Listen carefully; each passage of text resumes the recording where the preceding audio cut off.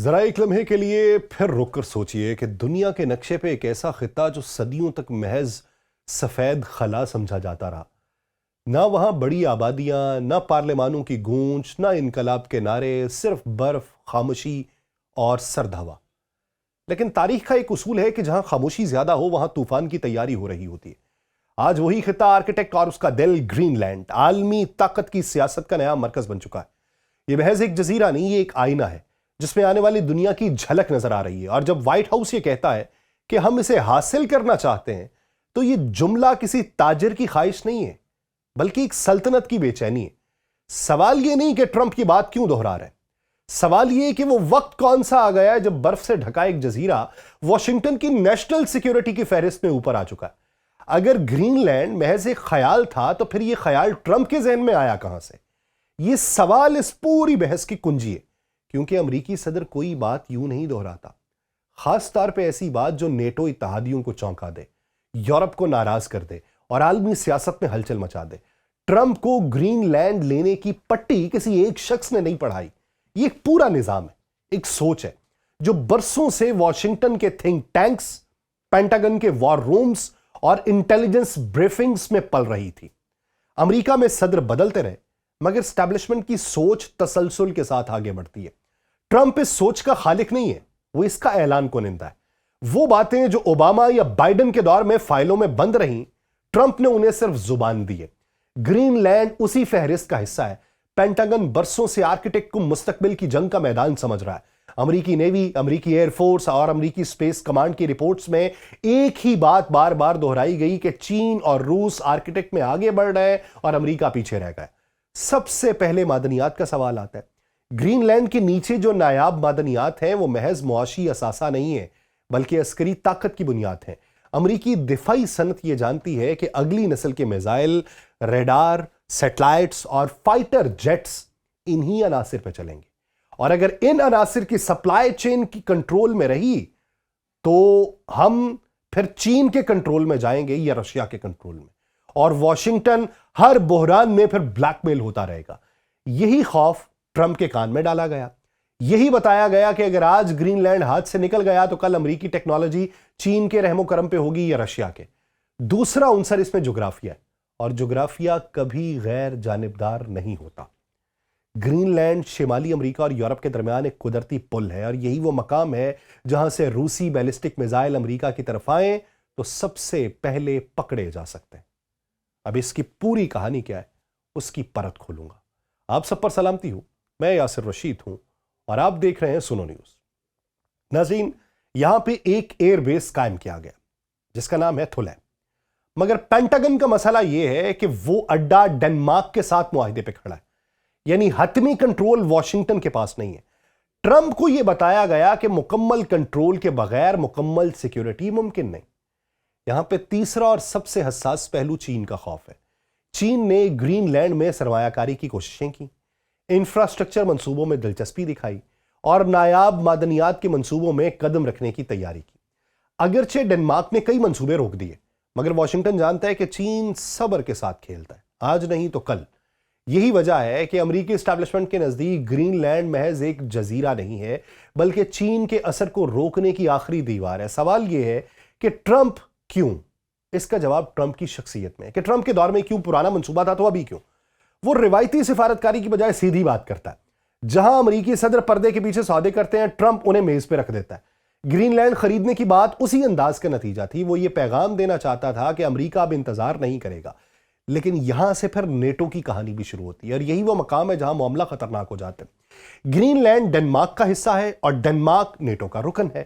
اگر امریکہ کسی بھی طرح گرین لینڈ پہ قبضہ کرتا ہے، چاہے خرید کے ذریعے کرے یا دباؤ کے ذریعے، تو یہ نیٹو کے بنیادی اصولوں پہ سوال اٹھا دے گا۔ نیٹو کا معاہدہ یہ کہتا ہے کہ رکن ممالک کی سرحدیں ناقابل تنسیخ ہیں اور کوئی رکن دوسرے پر دباؤ ڈال کے زمین نہیں لے سکتا۔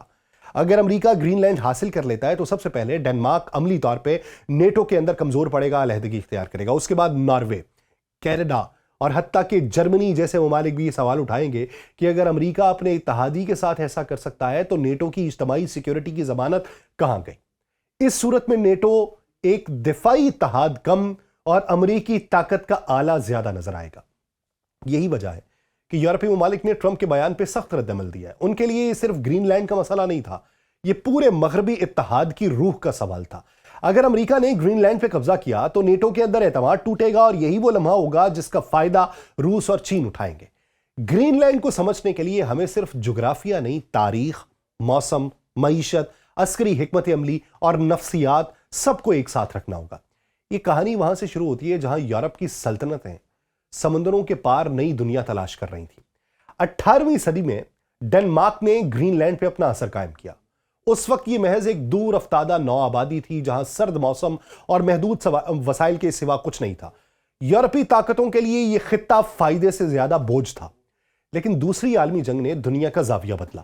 جب نازی جرمنی نے ڈنمارک کے اوپر قبضہ کیا تو اچانک گرین لینڈ ایک غیر محفوظ اسٹریٹجک خلا بن گیا. یہی وہ لمحہ تھا جب امریکہ نے پہلی بار وہاں پہ قدم رکھا.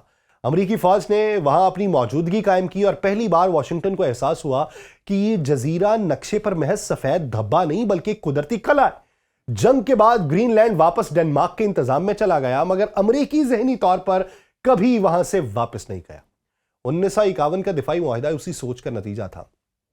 پھر وہاں پہ ایک ایئر بیس کا قیام عمل میں لایا گیا, اور وہ ایئر بیس ایک فوجی اڈا نہیں تھی, وہ سرد جنگ کا ابتدائی الارم سسٹم تھا, اور وہاں سے سوویت یونین کی جانب سے آنے والے کسی بھی میزائل کو سب سے پہلے دیکھا جا سکتا تھا. یوں گرین لینڈ امریکہ کے دفاعی نظام کی آنکھ بن گیا, اور جو جگہ آپ کی آنکھ بن جائے اسے آپ کبھی نظر انداز نہیں کرتے. لیکن کہانی یہاں بھی نہیں رکتی. سرد جنگ ختم ہوئی, سوویت یونین ٹوٹ گیا, اور کچھ عرصے کے لیے ایسا لگا کہ آرکیٹیکٹ ایک بار پھر خاموش ہو جائے گا. مگر تب قدرت نے ایک نیا موڑ دیا. موسمیاتی تبدیلی ہوئی. آرکیٹیکٹ کی برف جو ہزاروں برس سے زمین کا حفاظتی کمبل تھی وہ اب تیزی سے پگھل رہی ہے, اور جب یہ کمبل ہٹتا ہے تو نیچے چھپے خزانے سب کے سامنے آ جاتے ہیں. گرین لینڈ کے نیچے نایاب معدنیات کے وسیع ذخائر ہیں. یہ وہ عناصر ہیں جن کے بغیر جدید دنیا رک جاتی ہے. موبائل فون, سیٹلائٹس, جدید ہتھیار, fighter jets, missile systems, electric گاڑیاں, سبھی انہی معدنیات کی محتاج ہیں. مسئلہ یہ ہے کہ ان معدنیات کی سب سے بڑی سپلائی آج چین کے کنٹرول میں ہے, اور امریکہ کے لیے یہ انحصار ایک اسٹریٹجک خطرہ ہے. واشنگٹن جانتا ہے کہ آنے والی جنگیں شاید تیل پر نہ ہوں, ٹیکنالوجی کے اوپر ہوں, اور ٹیکنالوجی کی بنیاد یہی نایاب معدنیات ہوں گی. اب ذرا آپ سمندری راستوں کی طرف آئیں. آرکیٹیکٹ کی برف کے پگھلنے سے وہ بحری راستے کھل رہے ہیں جو صدیوں سے بند تھے. یورپ سے ایشیا کا سفر جو مہینوں میں ہوتا تھا اب دنوں میں ممکن ہو رہا ہے. یہ صرف تجارت کا سوال نہیں, یہ بحری بالادستی کا سوال بھی ہے, اور گرین لینڈ ان راستوں کے عین مرکز میں واقع ہے. جو طاقت گرین لینڈ پہ اثر رکھتی ہے وہ آرکیٹیکٹ کی شرک پہ ہاتھ رکھتی ہے. یہی وجہ ہے کہ اس خطے میں روس بھی خاموش نہیں بیٹھا.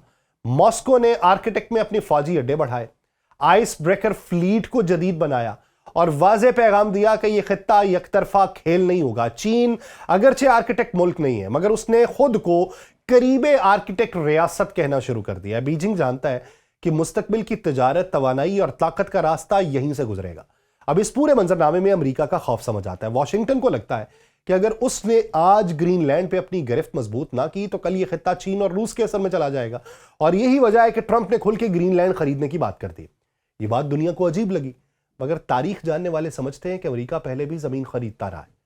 الاسکا اس کی سب سے بڑی مثال ہے. فرق صرف یہ ہے کہ آج دنیا بدل چکی ہے, اور ڈنمارک کے لیے محض زمین کا سودا نہیں, خود مختاری اور وقار کا سوال ہے. گرین لینڈ کے عوام کے لیے یہ کہانی اور بھی پیچیدہ ہے. ایک طرف انہیں معاشی ترقی, انفراسٹرکچر اور عالمی توجہ کا لالچ ہے, دوسری طرف انہیں یہ خوف ہے کہ کہیں وہ ایک بار پھر بڑی طاقتوں کے کھیل کا ایندھن نہ بن جائیں. خود مختاری کی خواہش, شناخت کا سوال اور مستقبل کی سمت, یہ سب ان کے سامنے کھڑے ہیں. اور باقی دنیا کے لیے ایک وارننگ ہے.